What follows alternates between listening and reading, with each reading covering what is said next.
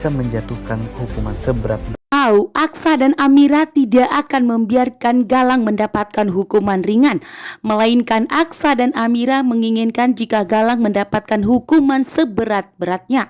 Karena Aksa dan Amira tidak akan tinggal diam atas perbuatan Galang kepada Aksa dan Amira yang selama ini telah mengganggu rumah tangga mereka, termasuk telah menculik bahkan telah membuang kembar mereka. Membuat Aksa dan Amira harus tegas kali ini demi kedua anak kembar mereka yang telah disakiti oleh Galang. Bahkan saat ini pun Aksa dan Amira telah bekerja sama dan sepakat jika Galang harus mendekam di penjara sampai selama-lamanya, bahkan kalau bisa sampai membusuk. Bahkan Aksa dan Amira ingin menjatuhkan hukuman yang berat kepada Galang atas semua kelicikan dan kejahatannya. Saat ini pun Jaki tidak akan pernah lengah lagi. Jaki harus tetap waspada atas perintah dari Pak Lian Bagaskara yang memerintahkan kepada Jaki untuk tetap mengawal Aksa dan Amira agar Aksa dan Amira sampai di pengadilan untuk menjadi saksi agar Galang dijatuhkan hukuman seberat mungkin. Sementara itu, Bu Jora pun sudah sampai di pengadilan. Namun di sini Galang meminta kepada Bu Jora atas janjinya untuk memberikan pengacara yang terbaik. Namun Bu Jora dan Kusno tidak bisa memberikan pengacara terbaik kepada Galang.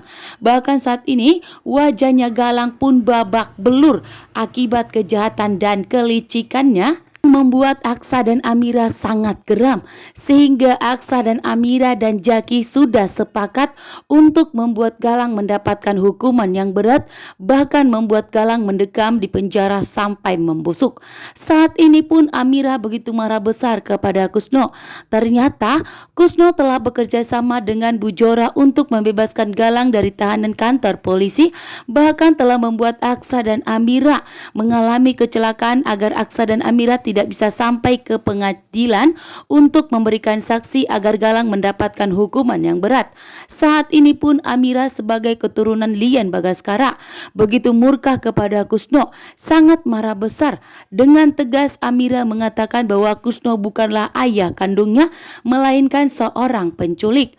Saat ini pun Amira sangat tegas.